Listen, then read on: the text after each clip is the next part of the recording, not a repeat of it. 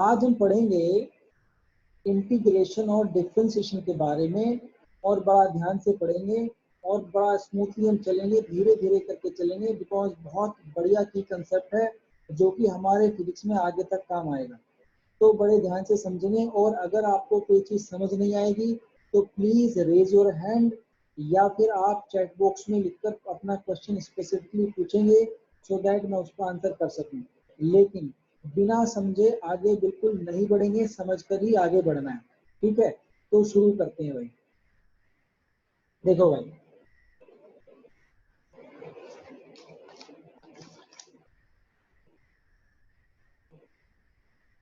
ये लो।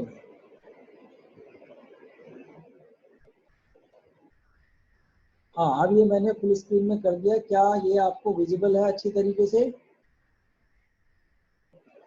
Chat box में लिखकर आंसर करेंगे मुझे, is it visible to all of you?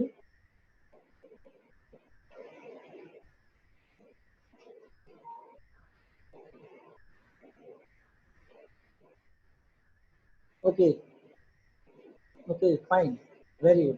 ठीक है, देखो भाई, ये जो हमारा है, सबसे पहले देखते हैं हम मोशन इन स्ट्रेट लाइन के बारे में समझ लेते हैं कि मोशन स्ट्रेट लाइन में होती है जब कोई ऑब्जेक्ट सीधा किसी स्ट्रेट लाइन में मूव करता है। इसकी खास बात ये होती है कि ऑब्जेक्ट का जो डायरेक्शन है, केवल दो ही डायरेक्शन में ऑब्जेक्ट मूव कर सकता है, या तो आगे जा सकता है या पीछे जा सकता है। तो स्ट्रेट लाइन की मोशन में ध्यान से समझना जो मैं बात कह रहा हूँ। स्ट्रेट लाइन की मोशन में हम ऑब्जेक्ट के डायरेक्शन को पॉजिटिव और नेगेटिव साइन से रिप्रेजेंट कर सकते हैं, क्योंकि ऑब्जेक्ट के पास दो ही डायरेक्शन होते हैं, आगे या पीछे।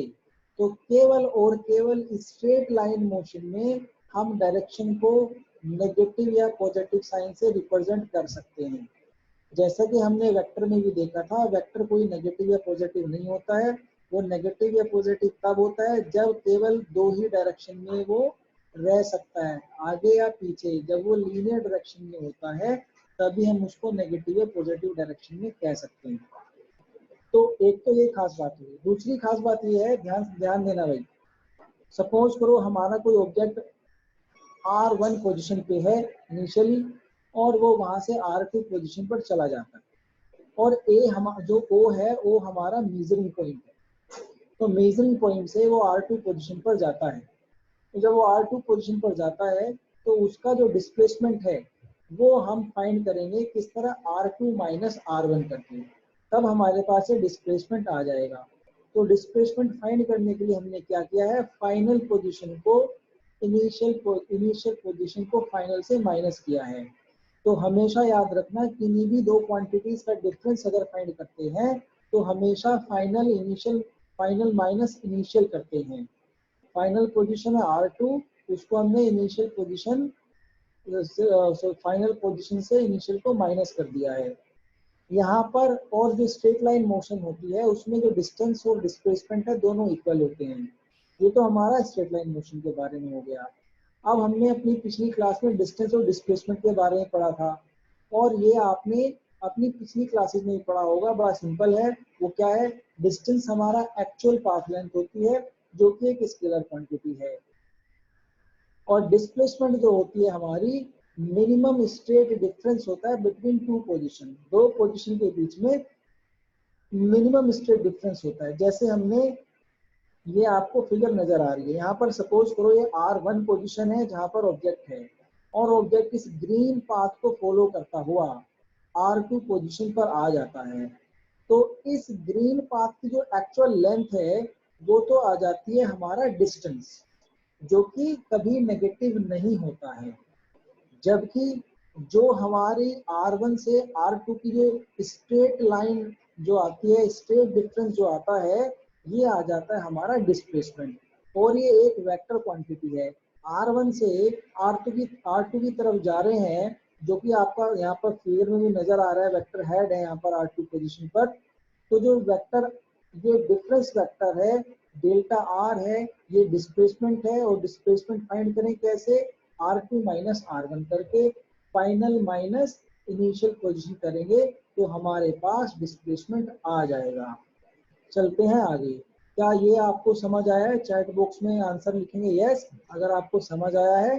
फिर आगे बढ़ते हैं और आगे हम इंटीग्रेशन डिफरेंशिएशन को बड़े आसानी से अच्छे से सीखेंगे और बड़े आसानी से कंप्लीट करते चलेंगे। ठीक है, नमन, यश, स्वाति सभी को समझ आ गया। Very good of you.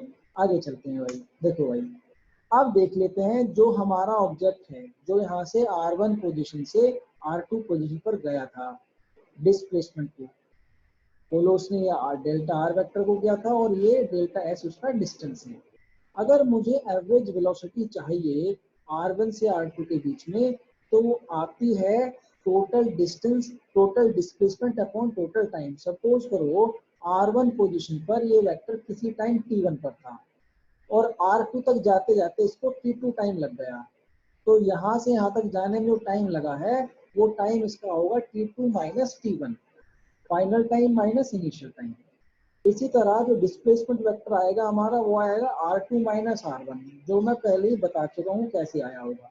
तो एवरेज वेलोसिटी जो मेरी आएगी वो आएगी displacement upon time, delta R upon delta T. तो एवरेज वेलोसिटी मेरे पास आ गई delta R upon delta T. Delta R displacement है और डेल्टा टी टाइम है। सिमिलरली एवरेज स्पीड जो मेरे पास आएगी वो आएगी एक्चुअल पाथ लेंथ जो ये है, जो भी की मेरा डिस्प्लेसमेंट है वो है मेरा डेल्टा एस। तो एवरेज स्पीड आएगी delta S upon delta T, जो कि है मेरा डिस्टेंस अपॉन टाइम। यहाँ तक तो बड़ा सिंपल है और मैंने आसानी से समझ लिया है, आपको भी आसानी से समझ आ गया होगा। अब जो हमारी पिछली क्लास में दिक्कत आई थी कि ये limit delta T tends to zero क्या है, उसको अच्छे से समझ लेते हैं। That would be very great. देखो भाई, if delta T is infinitesimal, infinitesimal का मतलब होता है कि डेल्टा टी इतना छोटा है, इतना छोटा है कि बहुत इनफाइनाइट छोटा है, मतलब इसका जो है साइज जीरो के आसपास है, इसको कहते हैं infinitesimal. In that time period, the object will move an infinitesimal distance. और अगर टाइम बहुत छोटा होगा, बिल्कुल इन्फाइनाइटली स्मॉल होगा, तो इन्फाइनाइटली स्मॉल टाइम में जो ऑब्जेक्ट है बहुत छोटा सा डिस्टेंस कवर करेगा, इन्फाइनाइटली स्मॉल डिस्टेंस। और उस इन्फाइनाइटली स्मॉल डिस्टेंस में जैसे यहाँ पर ये आपको डेल्टा एस जो पाथ है, ये कर्व्ड पाथ आपको नजर आ रहा है। लेकिन अगर बहुत छोटा टाइम हो और बहुत थोड़ा सा डिस्प्लेसमेंट हो, तो डिस्टेंस और डिस्प्लेसमेंट लगभग एक आसपास होंगे, क्योंकि वो बहुत छोटे टाइम इंटरवल के लगभग स्ट्रेट लाइन होगी। तो उस केस में डिस्टेंस और डिस्प्लेसमेंट लगभग बराबर होंगे। तो फॉर दिस टाइम डिस्टेंस और डिस्प्लेसमेंट, सर लिमिट क्या है? लिमिट का मतलब होता है कि भाई हमने इस डेल्टा टी को जीरो की तरफ बढ़ा दिया है, इसका मतलब है कि डेल्टा टी जीरो की तरफ जा रहा है और लगभग जीरो होने वाला है, इसका एक ये लिमिट कहते हैं। लिमिट एक नोटेशन का टाइप है जिसका मतलब ये होता है कि भाई डेल्टा टी जीरो होने वाला है, लगभग जीरो हो गया, बहुत छोटा हो गया, इसको लिमिट कहते हैं। तो अभी समझ लेते हैं इसका मतलब क्या होता है। तो जैसे फॉर दिस टाइम इंटरवल हमारा जो डिस्टेंस और डिस्प्लेसमेंट लगभग इक्वल हो जाता है, ठीक है। तो यहाँ पर अगर v जो मेरा आ रहा था, एवरेज वेलोसिटी आ रहा था delta R upon delta T, तो अब मैं जो v मैंने लिखा delta R upon delta T. अब यहाँ पर अगर मैं limit delta T tends to zero लगा देता हूँ, मतलब जो टाइम इंटरवल है उसको इन्फिनिटेसिमल कर देता हूँ, इनफाइनाइटली स्मॉल कर देता हूँ, बहुत छोटा कर देता हूँ, तो जो डेल्टा आर है ये भी बहुत छोटा हो जाएगा। और उस बहुत छोटे डिस्प्लेसमेंट को, बहुत छोटे डेल्टा आर को मैं डी आर से रिप्रेजेंट करता हूँ। यहाँ ध्यान देना भाई, जो डी है, डी का मतलब होता है डिफरेंशियल, तो ये जो और आर का मतलब होता है डिस्प्लेसमेंट, तो डिफरेंशियल डिस्प्लेसमेंट है डी आर। और डिफरेंशियल डिस्प्लेसमेंट का मतलब होता है इनफिनाइटली स्मॉल डिस्टेंस, बहुत छोटा डिस्टेंस, इतना कि जीरो के लगभग आसपास, तो उसको हम डी से डिनोट करते हैं, डिफरेंशियल डिस्प्लेसमेंट। इसी तरह जो डेल्टा टी है, जब ये delta T tends to zero होगा तो डेल्टा टी भी इन्फिनाइटली स्मॉल हो जाएगा। तो इन्फिनाइटली स्मॉल डेल्टा टी को डी टी लिखते हैं, मतलब डिफरेंशियल ऑफ टाइम। डिफरेंशियल का मतलब होता है इन्फिनाइटली स्मॉल। तो जो D R upon D T है ये आ गया बहुत छोटा, लगभग जीरो के आसपास डिस्प्लेसमेंट, डिवाइडेड बाय बहुत छोटा लगभग 0 के आसपास टाइम। अब इस टाइम को हम देखो, सपोज करो किसी टाइम, उस टाइम पर ये ऑब्जेक्ट हमारा कहीं यहाँ पर था, तो यहाँ पर अगर कहीं बीच में इस पोजीशन पर होगा तो ये केवल उस इंस्टेंट के लिए ऑब्जेक्ट की वेलोसिटी आई है। तो इसीलिए हम dr/dt को इंस्टेंटेनियस वेलोसिटी भी कहते हैं, एक खास इंस्टेंट की वेलोसिटी भी कहते हैं। जबकि ये जो है ये हमारी एवरेज वेलोसिटी है डेल्टा r/Δt, और इसी r में अगर इसी वेलोसिटी में अगर डेल्टा t को मैं 0 कर दूं, इनफाइनाइटली स्मॉल कर दूं, तो ये बन जाता है dr/dt, जो कि बन जाता है इंस्टेंटेनियस वेलोसिटी, किसी इंस्टेंट ऑफ टाइम की वेलोसिटी बन जाता है। तो क्या यहाँ तक आपको समझ आया है? प्लीज आंसर करेंगे चैट बॉक्स में, जिससे कि मुझे पता चले कि मैं आपको पढ़ाने में कामयाब रहा, आपको समझ आ गया। Okay, all of you has answered me as yes, very good, very good, very good of you. आप सभी बच्चे ध्यान से पढ़ रहे हैं, समझ रहे हैं। आगे चलते हैं भाई। अब यहाँ पर हम एक ग्राफ देख लेते हैं। ग्राफ जो है आपने अपनी पिछली क्लासेस में ही पढ़े होंगे, 9th क्लास में। Okay Shikhar, you have a doubt? आप मुझे अपना डाउट, मैं आपको अनम्यूट कर रहा हूँ, आप मुझे अपना डाउट बताइए, ठीक है? Let me unmute you. Okay Shikhar, tell me your doubt. मुझे ये समझ में नहीं आया अभी तक कि यस, कई कई कई जगहों पे लिखा रहता है, जैसे जैसे आर लिखा है तो उसके ऊपर बार बार लगा रहता है, और कई जगह एक्स की जगह मॉडुलस लिखा रहता है, तो उन सब में डिफरेंस क्या है सर? ठीक है, मैं बता देता हूँ, अभी सुनिए। देखो भाई, अगर हमारे पास कहीं पर आर के ऊपर बार लगा हुआ है, जैसे यहाँ वी के ऊपर बार लगा हुआ है, इस बार का मतलब होता है ये एवरेज वेलोसिटी है या एवरेज स्पीड है, इसका बार का मतलब एवरेज होता है। दूसरी बात, कहीं कहीं पर आर के ऊपर एरो लगा होता है, एरो का मतलब होता है वेक्टर है। और कहीं कहीं पर जो मॉडुलस लगा होता है, तो मॉडुलस का मतलब होता है कि ये कोई वेक्टर क्वांटिटी थी और मॉडुलस हमने लगा दिया, तो हम केवल उसके मैग्नीट्यूड की बात कर रहे हैं, उसके हम डायरेक्शन की बात नहीं कर रहे। तो जैसा कि मैंने बताया कि अभी हम यहाँ पर भी देखेंगे कि जो वेलोसिटी है वो एक वेक्टर क्वांटिटी है, जबकि स्पीड एक स्केलर क्वांटिटी है। तो अगर कोई ऑब्जेक्ट स्ट्रेट डायरेक्शन में जा रहा है तो उसकी वेलोसिटी और स्पीड दोनों का मैग्नीट्यूड इक्वल होता है, क्योंकि स्पीड भी हमारी जो है चेंज नहीं हो रही है और वेलोसिटी भी चेंज नहीं हो रही है। इस केस में हम कह सकते हैं मॉड्यूलस ऑफ वेलोसिटी। तो जो मॉड्यूलस लगा होता है वेलोसिटी के आसपास दोनों तरफ, उस मॉड्यूलस का मतलब स्पीड बन जाता है। तो मॉड्यूलस ऑफ वेलोसिटी स्पीड बन जाता है। समझ आ गया? समझ आ गया तो आप मुझे चैट बॉक्स में आंसर करेंगे as yes, so that I can move forward.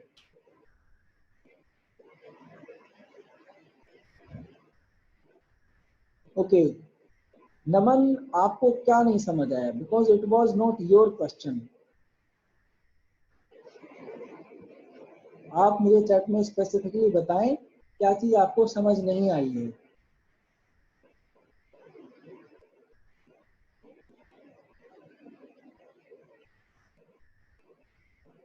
Okay तो नमन आप मुझे बताइएगा जो अगर आपको कुछ स्पेसिफिकली समझ नहीं आया है।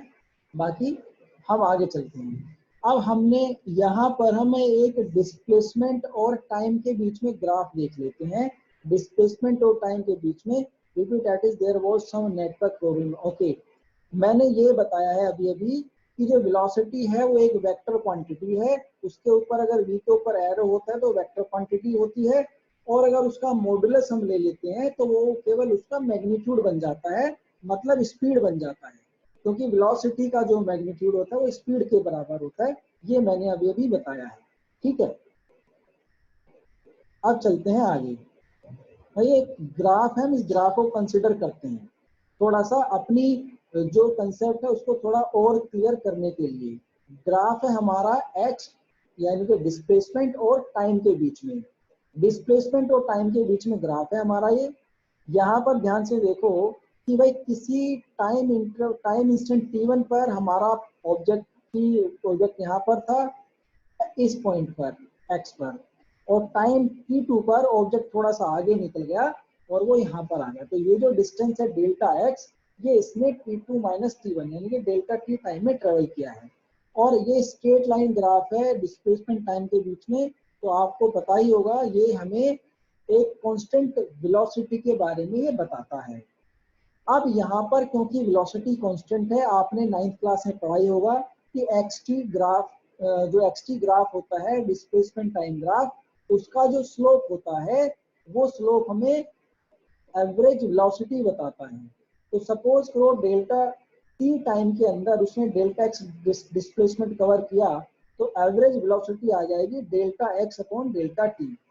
अब अगर मैं कोई छोटा सा टाइम इंस्टेंट लूं डेल्टा टी यहाँ पर थोड़ा आगे, और इस छोटे से टाइम इंटरवल में बहुत थोड़ा सा डिस्टेंस कवर हुआ dx, जो कि इनफाइनटली स्मॉल डिस्टेंस है और ये भी इनफाइनटली स्मॉल टाइम है।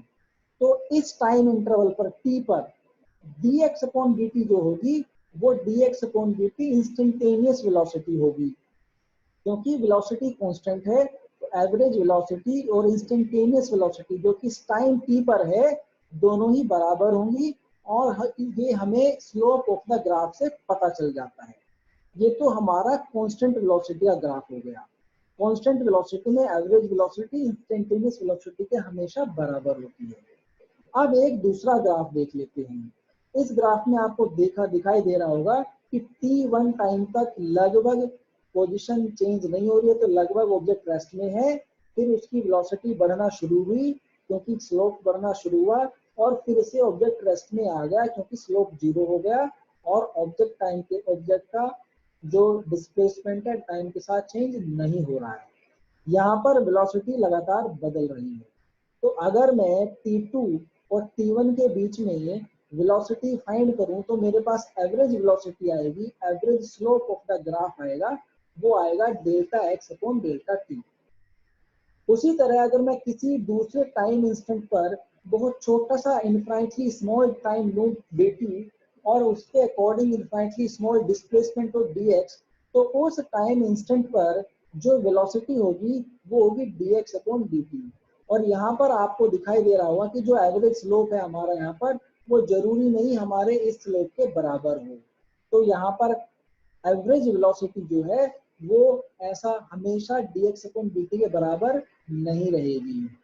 या अब यहाँ पर हमने ये चीज देखी कि इंस्टेंटेनियस वेलोसिटी जो कि स्लोप ऑफ द ग्राफ है, कहीं पर भी किसी भी पॉइंट पर अगर मैं इस पॉइंट पर स्लोप ऑफ द ग्राफ निकालूंगा तो इस पॉइंट की वेलोसिटी आएगी, इस पॉइंट पर स्लोप ऑफ ग्राफ निकालूंगा तो इस पॉइंट की वेलोसिटी आएगी, यहाँ पर स्लोप ऑफ ग्राफ निकालूंगा तो इस पॉइंट की वेलोसिटी आएगी। अलग अलग इंस्टेंट की वेलोसिटी अलग अलग स्लोप से मुझे पता चलेगी, क्योंकि स्लोप कांस्टेंट नहीं है मतलब वेलोसिटी भी कांस्टेंट नहीं है। जबकि ये यहीं पर हमने ये जो इंस्टेंटेनियस वेलोसिटी है वो हमारी स्लोप ऑफ द ग्राफ होती है, और एट दैट इंस्टेंट उसी इंस्टेंट पर जहां पर हमें उसको फाइंड कर रहे हैं, और वो कांस्टेंट के बराबर नहीं है इस ग्राफ में। तो आपको मेरे ख्याल से इंस्टेंटेनियस वेलोसिटी और एवरेज वेलोसिटी का कंसेप्ट क्लियर हो गया होगा। अगर आपको समझ आ गया है तो प्लीज चैट बॉक्स में आंसर करें yes, so that we can move forward.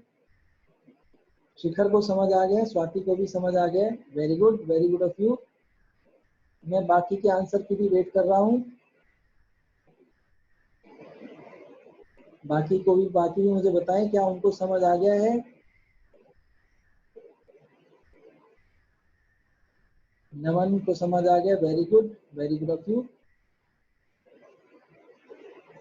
ठीक है, यस क्या आपको समझ आया है? सर इंस्टेंटेनियस वेलोसिटी में थोड़ा डाउट है। देखो इंस्टेंटेनियस वेलोसिटी का मतलब होता है एक इंस्टेंट की वेलोसिटी। सपोज करो एक ऑब्जेक्ट है जो 1 सेकंड से लेके 5 सेकंड के बीच में ट्रेवल कर रहा है, और उसकी जो वेलोसिटी है हर सेकंड चेंज हो रही है। पहले सेकंड में वेलोसिटी कुछ थी, दूसरे सेकंड में कुछ थी, तीसरे सेकंड में कुछ थी, और फोर्थ सेकंड में कुछ थी। तो अगर वेलोसिटी चेंज हो रही है तो एवरेज वेलोसिटी तो मेरे पास 0 से लेके 5 सेकंड के बीच की वेलोसिटी एवरेज वेलोसिटी आ जाएगी। लेकिन अगर मैं आपसे पूछूं कि भाई मुझे उस इंस्टेंट की वेलोसिटी बताओ जब 4 सेकंड बिल्कुल पूरे हुए थे, एग्जैक्टली 4 सेकंड का टाइम पर ऑब्जेक्ट की वेलोसिटी क्या थी, तो उस वेलोसिटी को मैं इंस्टेंटेनियस वेलोसिटी कहता हूं, जो एग्जैक्टली किसी टाइम इंस्टेंट से रिलेटेड होती है, किसी टाइम इंस्टेंट की वेलोसिटी होती है, उसी को मैं इंस्टेंटेनियस वेलोसिटी कहता हूं। जैसे यहाँ पर एक खास टाइम है t, जो पहला ग्राफ है हमारा, यहाँ पर इस खास टाइम t पर मैंने dx/dt फाइंड किया है, जो कि इस खास टाइम t की इंस्टेंटेनियस वेलोसिटी है।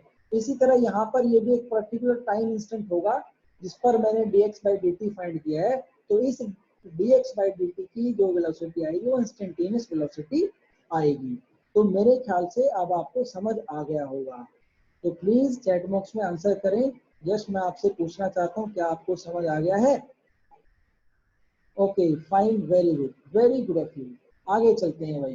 देखो भाई, अब यहाँ पर हमारी काफी सारी जो है कंसेप्ट क्लियर होने वाली है, क्योंकि ये बड़ा इंपॉर्टेंट कंसेप्ट है। ये हमारा काइनेमेटिक्स में भी बहुत अच्छी तरीके से यूज होता है, बोर्ड लेवल में भी और जेईई मेन लेवल में भी इस कंसेप्ट पे बेस्ड काफी सारे क्वेश्चन आते हैं। तो ये बड़ा क्रूशियल कंसेप्ट है जो कि क्लियर होना ही चाहिए। आगे चलते हैं भाई। देखो भाई, अभी तक हमने क्या सीखा है? अभी तक हमने सीखा है x होता है डिस्प्लेसमेंट और dx/dt हो जाता है वेलोसिटी, जहां पर टाइम क्या है? t हमारा टाइम है। अब यहाँ पर ध्यान से समझना भाई, जो हमारा, अगर आपने मैथमेटिक्स में फंक्शन पढ़े होंगे और इक्वेशन वगैरह पढ़ी होंगी, तो आपको पता है कि ग्राफ को, किसी x की ग्राफ को मैं कह सकता हूँ कि जो ग्राफ है वो x, वो t का फंक्शन है। मतलब जो x है वो डिस्प्लेसमेंट जो है is a function of time, या फिर मैं ये भी कह सकता हूँ कि जो x है वो डिपेंड्स ऑन टाइम, टाइम पर डिपेंड करता है। अलग अलग टाइम पर अलग अलग x मेरे पास आएगा। तो अगर मैं, ये मेरी एक तरह की नोटेशन है, मैथमेटिकल नोटेशन, जो आपको मैथ के मेरे ख्याल से पहले चैप्टर में पढ़ाई जाती है फंक्शंस में। तो वो क्या है? x = ft से मैं किसी भी x की ग्राफ को रिप्रेजेंट कर सकता हूँ। कैसे कैसे कहते कि x is a function of time. और यहाँ पर जो v है, वेलोसिटी जो है, वो आता है मेरा dx/dt, या फिर आप ध्यान से समझना भाई इसको, जो dx/dt है ये है हमारी वेलोसिटी। अब dx/dt हमारी इंस्टेंटेनियस वेलोसिटी है। ये हमारा डिफरेंशियल डिस्प्लेसमेंट है, बहुत छोटा, इनफाइनाइटली स्मॉल डिस्प्लेसमेंट। और ये मेरा डिफरेंशियल टाइम है, बहुत छोटा सा, इनफाइनाइटली स्मॉल टाइम। तो dx/dt को एक मैंने खास प्रोसेस का नाम दिया है, खास नाम दिया है, और वो क्या नाम है? वो नाम है differentiation of X with respect to time. ये बड़ा ध्यान से सुनेंगे भैया कि इसको मैंने क्या नाम दिया है। dx/dt एक्चुअली एक प्रोसेस है, और वो क्या प्रोसेस है कि उस प्रोसेस में मैं x को डिफरेंशिएट करता हूँ विद रेस्पेक्ट टू टाइम। मतलब उसका मतलब ये है कि x को मैंने बहुत छोटे छोटे अमाउंट में तोड़ दिया है, किस वजह, किसके साथ? टाइम के साथ। तो इस प्रोसेस को मैं कहता हूँ differentiation of X with respect to time.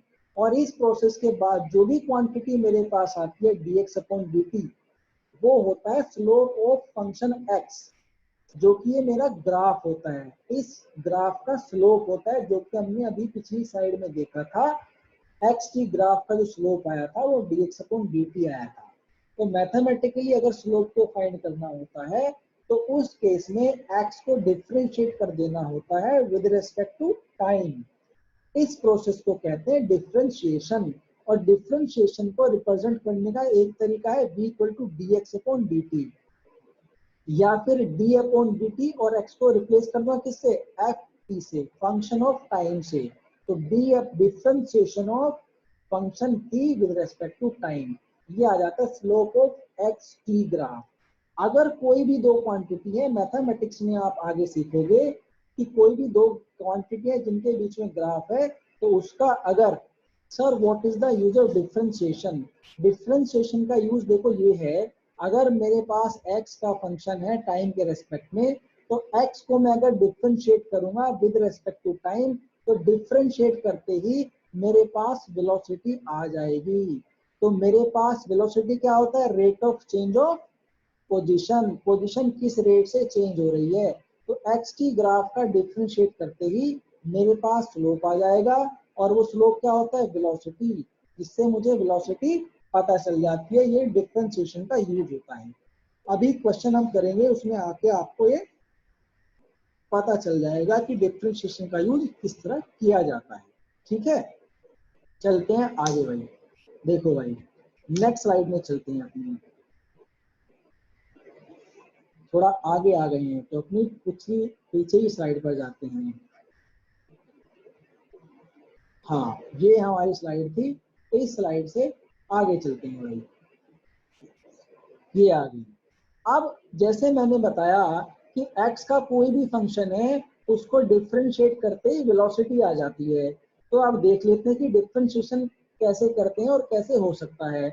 वैसे तो डिफरेंशिएशन के फॉर्मूले बहुत सारे हैं और आप मैथमेटिक्स में अच्छी तरह सारे फॉर्मूले को पढ़ोगे, लेकिन यहाँ पर हम कुछ खास फॉर्मूले को डिस्कस कर लेते हैं जो सबसे सिंपल है और हमारे क्वेश्चंस में अभी एकदम से यूज होने वाले हैं। तो सबसे पहला फॉर्मूला हमारा x इक्वल्स टू कांस्टेंट, मतलब अगर x की वैल्यू कांस्टेंट है, कांस्टेंट होने का मतलब डिस्प्लेसमेंट चेंज नहीं हो रहा है। तो अगर डिस्प्लेसमेंट चेंज नहीं हो रहा है तो मतलब हमारा जो ऑब्जेक्ट है वो रेस्ट में है, वो टाइम के साथ अपनी पोजीशन चेंज नहीं कर रहे हैं। तो अगर हम उसका ऐसे फंक्शन का डिफरेंशिएशन करेंगे with respect to time, dx by dt निकालेंगे तो वो आएगा 0। यानी कि क्यों आएगा, क्योंकि वेलोसिटी 0 होती है। तो यहाँ पर हमने जो पहली लाइन है उससे हमें क्या पता चला कि अगर कोई भी कांस्टेंट होता है उसका डिफरेंशिएशन अगर मैं टाइम के रेस्पेक्ट में करूं तो वो हमारा 0 आता है, उसकी वैल्यू 0 हो जाती है। तो ये हमारा पहला फॉर्मूला है कि कांस्टेंट का डिफरेंशिएशन 0 आता है, मतलब अगर हमारा डिस्प्लेसमेंट 0 कांस्टेंट होगा तो वेलोसिटी 0 आएगी। सिंपल सी बात हमारी ये है। आपको समझ थोड़ा थोड़ा आ गया होगा कि डिफरेंशिएशन का यूज कैसे करते हैं। अब सपोज करो हमारे पास दूसरा फॉर्मूला है, दूसरा फंक्शन है x इक्वल्स टू 80, मतलब टाइम के साथ साथ पोजीशन चेंज हो रही है। जैसे जैसे यहाँ पर टाइम चेंज होगा 1 2 3 4 5 6 सेकंड आगे बढ़ते जाएंगे, वैसे वैसे हमारा ये पोजीशन चेंज होती जाएगी, मतलब ऑब्जेक्ट मूव कर रहा है। अब मूव कर रहा है तो यहाँ पर अगर आप ध्यान से देखो तो जो ऑब्जेक्ट की वेलोसिटी है, सॉरी जो ऑब्जेक्ट है वो टाइम के साथ बिल्कुल कांस्टेंट रेट में अपनी पोजीशन चेंज कर रहा है। एक सीधी लाइन हमारी उस ऑब्जेक्ट की वेलोसिटी की आएगी। तो अगर मैं ऐसे फंक्शन को डिफरेंशिएट करता हूँ x इक्वल्स टू 80 को विद रिस्पेक्ट टू टाइम, तो वैल्यू आ जाती है a, जो कि एक कांस्टेंट आता है। क्यों, क्योंकि वेलोसिटी कांस्टेंट होती है। अब यहाँ पर मुझे ये x इक्वल टू 80 कैसे पता चला, देखो a into time, time into velocity क्या आता है, डिस्प्लेसमेंट। तो डिस्प्लेसमेंट अगर टाइम करूंगा तो a आ जाएगा, a मेरा क्या है, वेलोसिटी। तो अगर मैं इस फंक्शन को डिफरेंशिएट करूंगा तो मेरे पास आना चाहिए a, स्लोप इसका होना चाहिए a, क्योंकि इस फंक्शन की वेलोसिटी a है। इस फॉर्मूले से मुझे पता चलता है। तो यहाँ पर ऐसा फंक्शन अगर कोई है तो उसकी वेलोसिटी कांस्टेंट रहती है। अब आते हैं किसी दूसरे टाइप के फंक्शन पर जिसमें वेलोसिटी चेंज होती रहती है। सपोज करो हमारे पास जो x की पोजीशन है वो t के साथ कुछ इस तरह से चेंज होती है। c एक कांस्टेंट है into t to the power n, मतलब t की n पावर पर ये वेलोसिटी चेंज होती है। आप इसको ध्यान से समझना भाई, ये बहुत इंपॉर्टेंट है। ये मैंने, अगर मुझे इस फंक्शन की ऐसे ऑब्जेक्ट की वेलोसिटी फाइंड करनी है जिसकी पोजीशन c इस तरह से टाइम के साथ चेंज हो रही है, तो मैं इसको डिफरेंशिएट करूंगा। डिफरेंशिएट करूंगा d upon dx, dx upon dt, और x की जगह रिप्लेस कर दूंगा c into p to the power n। तो d upon dt c into p to the power n। इस c to the power n का जो डिफरेंशिएशन है वो आता है ये, ध्यान से समझेंगे वो क्या आता है। कांस्टेंट को ऐसा ही लिख देंगे, c कांस्टेंट है, c ऐसा ही आ गया, और जो n है, n हमारी जो पावर होती है, एक्सपोनेंट जो होता है वेरिएबल का, यहाँ पर टाइम वेरिएबल है तो उस एक्सपोनेंट के आगे मल्टीप्लाई कर देते हैं और पावर में से एक कम कर देते हैं। तो ये मेरे पास जो आ जाएगा N C into T to the power N minus one, और ये क्या आएगा D X upon D T, यानी कि वेलोसिटी ऑफ द ऑब्जेक्ट जो कि इस रिलेशनशिप की तरह मूव कर रहा है। पहला फॉर्मूला आ गया है। दूसरा है, अगर मेरे पास कोई ऑब्जेक्ट है कुछ इस तरह से मूव करता है, c into sine T, T क्या है हमारे पास, टी टाइम है, तो साइन फंक्शन की तरह अगर ये ऑब्जेक्ट साइन फंक्शन की तरह इसका डिस्प्लेसमेंट डिपेंड करता है टाइम पर, तो इसको मैं अगर डिफ्रेंशिएट करूंगा इसकी वेलोसिटी फाइंड करने के लिए, तो c इंटू साइन टी का जो डिफ्रेंशिएशन आता है वो आता है cos t, कांस्टेंट ऐसे ही मल्टीप्लाई होगा c, और साइन टी का डिफ्रेंशिएशन आ जाएगा cos t, जो कि मेरे पास आ जाएगी वेलोसिटी। तो अगर किसी ऑब्जेक्ट की पोजीशन इस फंक्शन की तरह चेंज होती है तो उसकी वेलोसिटी c cos t कुछ इस तरह से आएगी। इसी तरह अगर किसी फंक्शन की पोजीशन c cos t की तरह चेंज होती है तो इसको जो मैं डिफरेंशिएट करूंगा, डिफरेंशिएट करने के बाद c cos t को डिफरेंशिएट करने के बाद मेरे पास आता है minus c sin t, cos t का डिफरेंशिएशन होता है माइनस sin t, तो ये मेरे पास इसकी ऑब्जेक्टिव वेलोसिटी आ जाएगी जो कि होगी dx अपॉन dt। ऐसे बहुत सारे फॉर्मूले आपके पास होंगे डिफरेंशियल कैलकुलस में, आप इनको पढ़ेंगे समझेंगे, थोड़े टाइम के बाद आपको और अच्छी तरीके से समझ आएंगे। तो बहुत सारे ऐसे फंक्शन हैं जिनकी वेलोसिटी आप आसानी से फाइंड कर पाओगे with the help of differentiation. हालांकि अगर इस तरह का फंक्शन आपके पास होता कि टाइम के साथ मेरे कोई फंक्शन इस तरह चेंज हो रहा है, तो अभी हमारे पास जो वेलोसिटी फाइंड करने के तरीके हैं कि जैसे हम डिस्टेंस अपॉन टाइम करके या किसी और तरीके से, उस तरीके से ये वेलोसिटी कभी भी फाइंड नहीं कर सकते, लेकिन डिफरेंशिएशन से हम ये वेलोसिटी आसानी से फाइंड कर लेते हैं। तो क्या यहाँ तक आपको सभी कुछ समझ आया है? मुझे चैट बॉक्स में लिखकर बताएंगे as yes, so that we can move forward.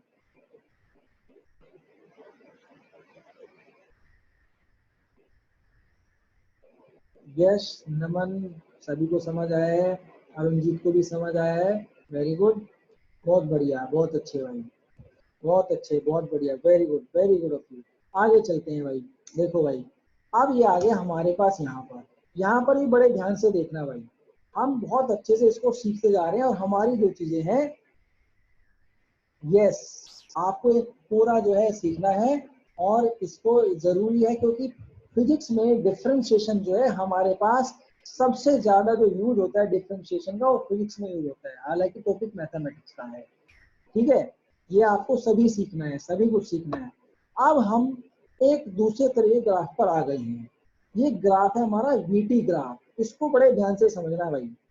VT graph हमारा क्या है, ये आपने 9th क्लास में पढ़ा होगा कि अगर सीधी line, straight line VT graph की आती है तो वो होता है हमारा कांस्टेंट वेलोसिटी। तो ये हमारा सॉरी इंक्रीजिंग वेलोसिटी या कांस्टेंट एक्सेलरेशन। तो ये जो ग्राफ है हमारा एक कांस्टेंट एक्सेलरेशन का ग्राफ है। तो अगर यहाँ पर लेटेस्ट से डेल्टा टी टाइम इंटरवल में, ये दो टाइम इंस्टेंट हैं जिनके बीच में मैंने डेल्टा टी टाइम इंटरवल लिया, उसमें वेलोसिटी में डेल्टा वी का चेंज आ जाता है। तो जो एवरेज एक्सेलरेशन है इस ऑब्जेक्ट का, जो पार्टिकल इस तरीके से मूव कर रहा है, वो आ जाता है delta we upon delta T.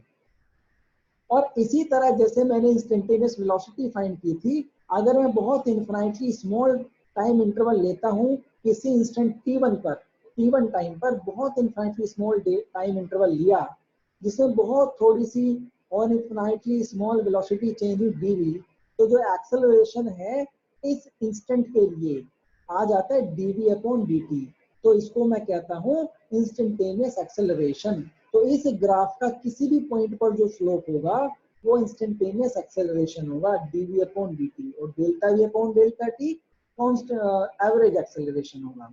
अब यहाँ पर ध्यान से समझना भाई, जो पॉइंट मैं बताने वाला हूँ बहुत बहुत ज्यादा इंपॉर्टेंट है, इसको आप समझिएगा। डिफरेंशिएशन ऑफ x जो अभी हमने पीछे किया था with respect to time, time के रेस्पेक्ट में डिफरेंशिएट किया था और dx अपॉन dt आ गया था। तो ओके, अभी साउंड आपको नजर आ रहा है? अब साउंड क्लियर है? ठीक है भाई। तो dx अपॉन dt जो हमने किया था with differentiation of x with respect to time dx upon dt क्या था, वो आ गया था हमारा वेलोसिटी। यहाँ पर ध्यान से देखेंगे भाई, हमने वेलोसिटी का डिफरेंशिएशन कर दिया है, differentiation of velocity with respect to time, जो कि आ जाता है dv अपॉन dt, क्या बन जाता है, एक्सेलरेशन। तो देखो हमने क्या सीखा है, x को डिफरेंशिएट किया, वेलोसिटी आ गया, फिर वेलोसिटी को डिफरेंशिएट किया तो एक्सेलरेशन आ गया।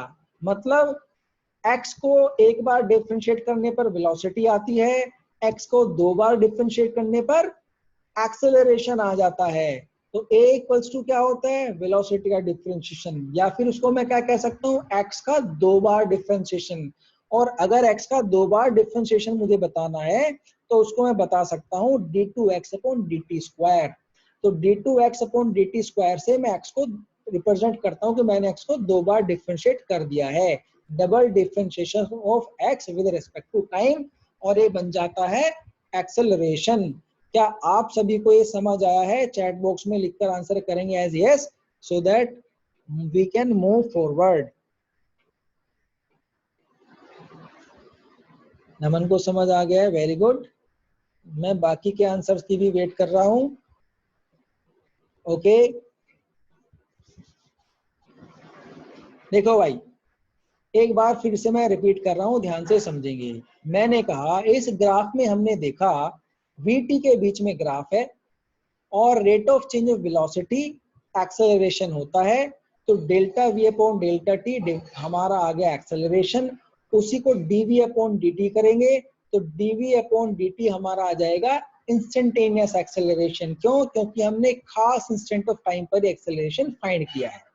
अब यहाँ पर जो मेन पॉइंट है वो ये है कि जब x का को डिफरेंशिएट करते हैं तो वेलोसिटी आ जाती है, when will you stop the class as my eyes are paining, okay fine right now। बस अभी हम इसको क्लास को 5 मिनट में क्लोज करेंगे, ठीक है, 5 मिनट में क्लास क्लोज करेंगे, बस 5 मिनट और आप रुक जाइए। Differentiation of x with respect to time dx upon dt होता है, जो कि वेलोसिटी बन जाता है, और डिफरेंशिएशन ऑफ वेलोसिटी करेंगे तो वो एक्सेलरेशन बन जाता है। तो यही मैं आपको बता रहा था, एक्सेलरेशन वेलोसिटी का डिफरेंशिएशन होता है, और चूंकि वेलोसिटी x का डिफरेंशिएशन होता है तो x को एक बार डिफरेंशिएट किया है, वेलोसिटी आ गया, फिर दोबारा से उसी को डिफरेंशिएट करेंगे तो आ जाएगा एक्सेलरेशन। मेरे ख्याल से आपको ये समझ आ गया होगा। चलते हैं आगे। देखो भाई, अब ये जो क्वेश्चन है, इस क्वेश्चन को देखो आप। क्वेश्चन है हमारा, position of particle moving in x direction is given as x equal to 3t square plus 5t meter where t is time, जहां पर t हमारा टाइम है। अब यहाँ पर देखो x की जो पोजीशन है वो टाइम के साथ चेंज हो रही है, मतलब ऑब्जेक्ट मूव तो कर रहा है। Find the velocity, position and acceleration of the particle after 3 second. 3 second के बाद आपको इसकी पोजीशन और वेलोसिटी फाइंड करनी है। Does it have constant acceleration, क्या इसका एक्सेलरेशन कांस्टेंट है? ये हमारा क्वेश्चन है। सॉल्यूशन कैसे करेंगे देख लेते हैं। x equals to 3t square plus 5t, ये हमें रिलेशनशिप दिया है टाइम और पोजीशन में। वेलोसिटी फाइंड करनी है तो क्या करेंगे, डिफरेंशिएट कर देंगे टाइम के रेस्पेक्ट में, तो dx अपॉन dt करेंगे। किसको? d upon dt। x की वैल्यू कितनी है, 3t स्क्वायर प्लस 5t, जो कि यहाँ लिख लेंगे। अब ध्यान से देखना भाई, जो डिफरेंशिएशन के फॉर्मूले हैं मैंने अभी आपको बताए थे, वही हमने यहाँ यूज किए हैं।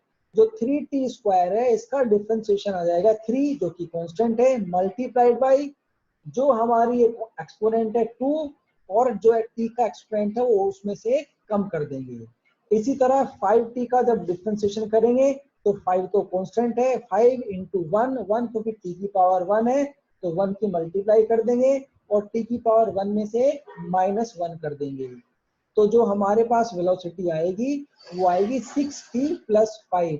अब ध्यान से देखो भाई, वेलोसिटी भी चेंज होती जा रही है क्योंकि टाइम के साथ 6t अपॉन 5 के रिलेशनशिप से वेलोसिटी भी चेंज हो रही है। अब मुझे वेलोसिटी फाइंड करनी है 3 सेकंड पर, तो velocity at t equal to 3 पर मैं t की जगह 3 रिप्लेस कर दूंगा, तो 6 इंटू 3 प्लस 5, जो कि वेलोसिटी आ जाती है 23 मीटर पर सेकेंड। अब अगर मुझे एक्सेलरेशन चाहिए तो मैं क्या करूंगा, वेलोसिटी को डिफरेंशिएट कर दूंगा।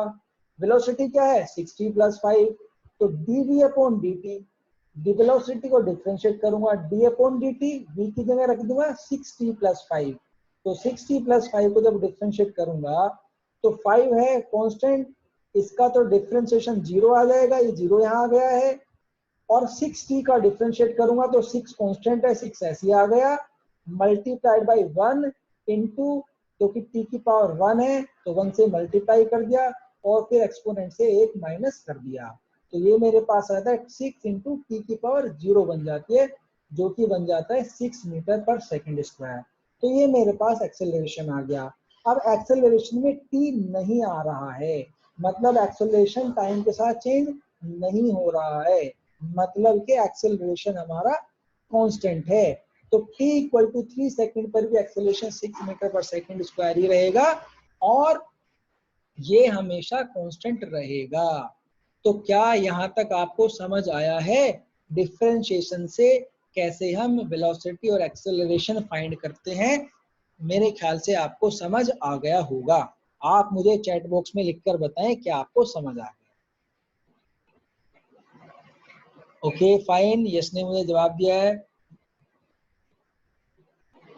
कांस्टेंट वाला पार्ट देखो भाई, कांस्टेंट का जो डिफरेंशिएशन करते हैं, अगर कांस्टेंट अकेला होता है, जैसे यहाँ 5 अकेला कांस्टेंट है, डिफरेंशिएशन आ जाएगा 0, लेकिन अगर कांस्टेंट किसी के साथ मल्टीप्लाई में है तो फिर वो ऐसा का ऐसा ही आ जाता है, वो 0 नहीं होता है। ठीक है sir, how to find position? Position हमें गिवन है, पोजीशन फाइंड करने की जरूरत नहीं है। देखो पोजीशन क्या है, x equal to 3t square plus 5t given है। अगर मुझे 3 सेकंड के बाद पोजीशन 5 करनी है तो मैं x इक्वल टू 3, जो पहली इक्वेशन है, इसी में t इक्वल टू 3 रिप्लेस कर दूंगा और मेरे पास पोजीशन आ जाएगी। पोजीशन मुझे पहले से ही गिवन है। ठीक है, ओके बेटा, आप समझ आ गया है? तो अगर अब आपको सभी चीजें क्लियर हैं तो प्लीज मुझे आंसर करें as yes. I am waiting for answer. Naman, क्या आपको समझ आ गया है बेटा?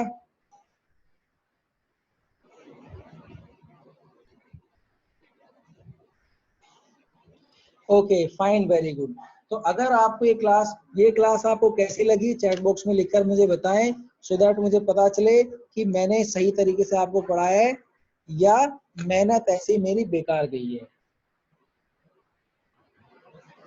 Okay, in next class we will discuss it also. ठीक है, नेक्स्ट क्लास में हम फिर से इसको डिस्कस करेंगे।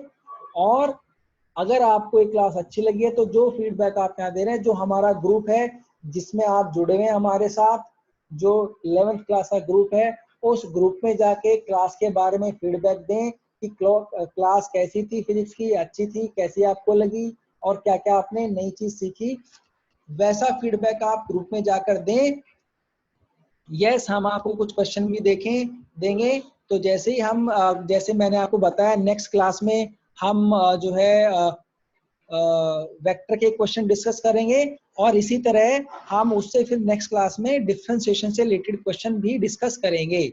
ठीक है, डेल्टा का मतलब होता है डिफरेंस, केवल एक ग्रीक लेटर है जो केवल ये बताता है कि डिफरेंस होता है। जैसा कि डेल्टा टी का मतलब है टाइम का डिफरेंस, डेल्टा एक्स का मतलब होता है पोजीशन का डिफरेंस, डेल्टा वी का मतलब होता है वेलोसिटी का डिफरेंस। तो डेल्टा का मतलब केवल डिफरेंस होता है।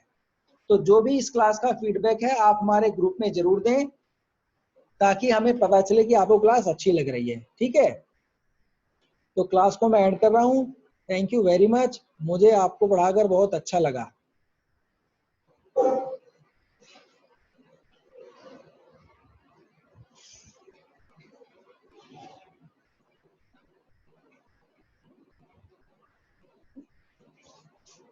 You are welcome.